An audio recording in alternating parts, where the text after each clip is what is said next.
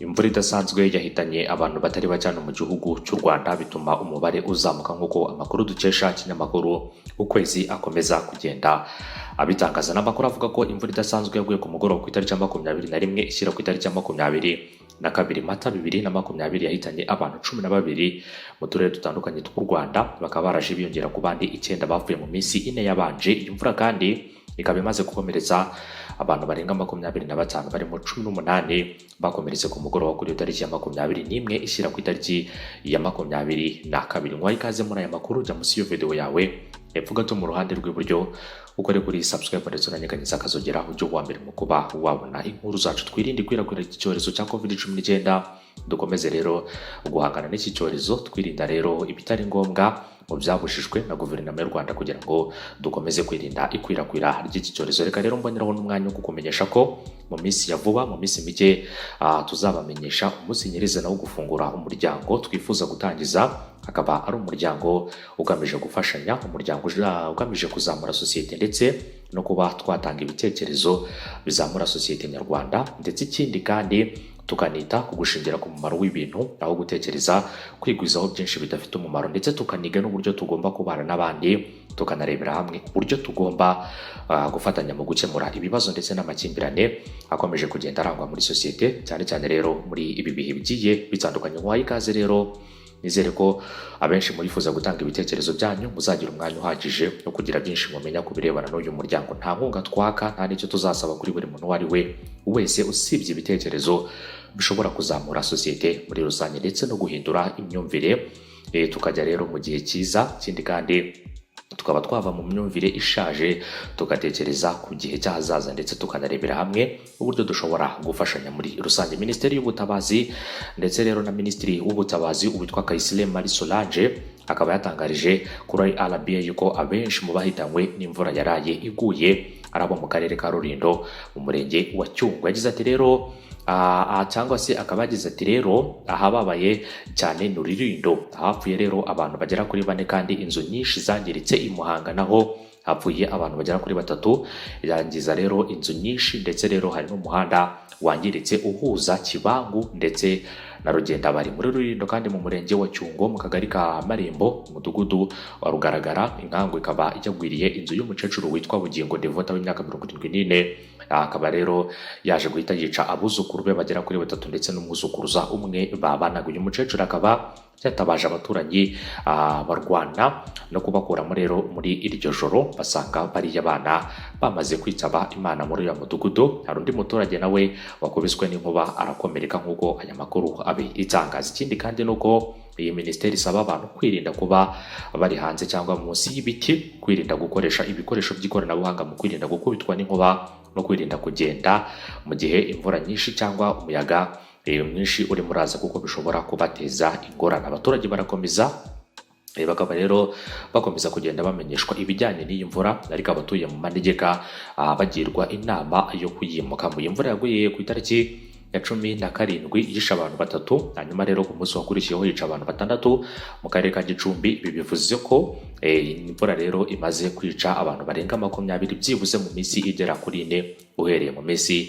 4 ishize, kuva rero ku itariki ya 22 ndetse rero no ku itariki ya 21, ku itariki ya 20 ndetse no ku itariki ya mbere yaho akaba ari imvura ikomeje kugenda yica abantu. Ikigo cy'igihugu cy'iteganyagihe kikaba cyari cyatangaje ko rero iyi mvura idasanzwe izahera ku itariki ya 17 ikageza ku itariki ya 20, ariko bigaragara ko igikomeje kugwa. Hanyuma rero ni imvura nyinshi igwa mu buryo budasanzwe, ntabwo iri kugwa mu Rwanda gusa, ahubwo iri mu karere u Rwanda ruherereyemo mu gihugu cy'ibituranyi birimo u Burundi na Uganda.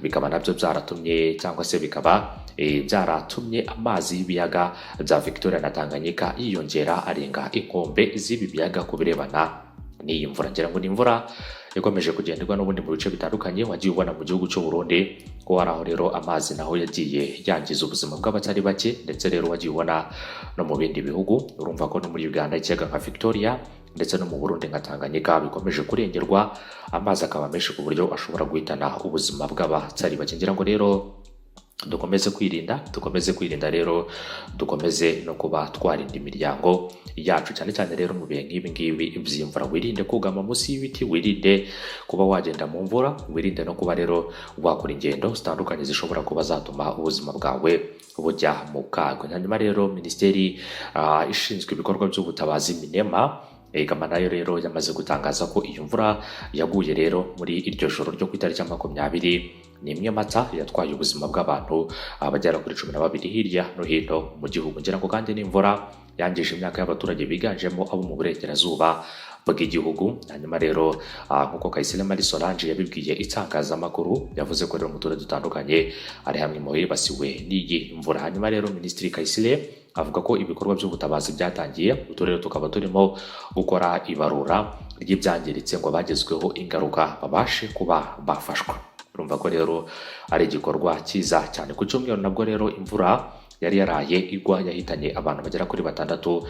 Nakubwiye ko rero yanahitanye imitungo y'abaturage irimo ihene 2 ndetse n'inkoko 11. Iyi mvura kandi yangije ibikorwa remezo birimo imihanda, yangize hegitari zigera kuri 2 z'imyaka y'abaturage ndetse nasenya amazu 48 mbere yaho rero ku itariki ya 16 kandi Mata nabwo abantu bagera kuri 3 bari bishwe n'ibiza byatewe n'imvura. Itangazo Ikigo cy'igihugu gishinzwe iteganyagihe cyasohoye rivuga ko rero ku itariki ya 21 ukwezi kwa 4 hagati ya saa 12 z'umugoroba na saa 4 z'ijoro hari hateganyijwe imvura mu turere twose, kandi koko yaje kugwa amasaha yose kuva nijoro kurinda bagera mu gitondo. Iyo mvura nyinshi rero ikaba yari inateganyijwe ku itariki ya 22 hagati ya saa 6 z'ijoro ndetse na saa 12 za mu gitondo, nk'uko ikigo cy'igihugu cy'iteganyyagihe gikomeza kugenda kibidushishikariza. Nyabona rero hari uburyo bwiza bushobora kuba bwafasha abantu mu kwirinda ko bashobora kugerwaho n'ibi biza. Ushobora kuba wakumva radio yawe, ukumva rero amakuru akakugezaho byinshi bigiye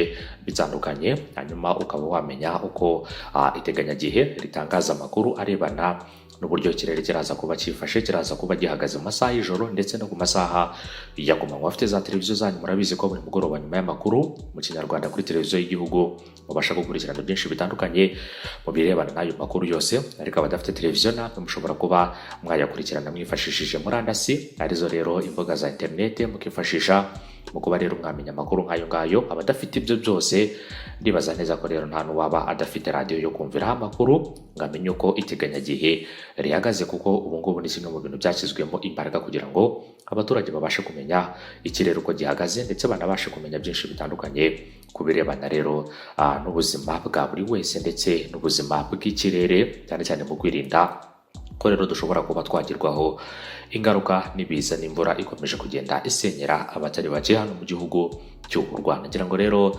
dukomeze kandi kwitwararika muri ibi bihe, dukomeze rero gukurikiza amabwiriza asabwa rero na leta y'u Rwanda mu kwirinda ikwirakwira rya COVID-19. Ngira ngo rero muri iki gihe turimo turagenda duhangana n'ibihe bitoroshye byo kuba rero twaguma mu ngo zacu, ariko rero tugomba gufatanya muri ibi bihe, tugomba ikindi kandi gukora ibishoboka byose kugira ngo dukomeze kubana na buri muntu uwo ari we wese mu bihe nk'ibi ngibi byo kwirinda ikwirakwira rya COVID-19. Abanyarwanda rero murabizi neza ko hejuru y'ingo zanyu hakomeje kugenda hagaragara za drone zibakangurira kuguma mu ngo zanyu, ndetse n'ahangaha hamerereye ubu ngubu ndimo ndayumva drone ica hejuru y'ingo zacu itubwiriza rero ibyo tugomba gukora. Ariko nanone nawe ugomba kwibwiriza ukamenya ko rero ugomba kurinda ubuzima bwawe ndetse n'ubw'abandi bantu bose, ukirinda kuba wabushyira mu kaga ndetse no gushyira mu buzima bw'abandi bose mu kaga, cyane cyane mu bihe nk'ibi ngibi byo kwirinda ikwirakwira rya COVID-19. Dukomeze rero guhangana n'ingaruka bizadusigira, dukomeze kwitwararika ndetse tunakomeze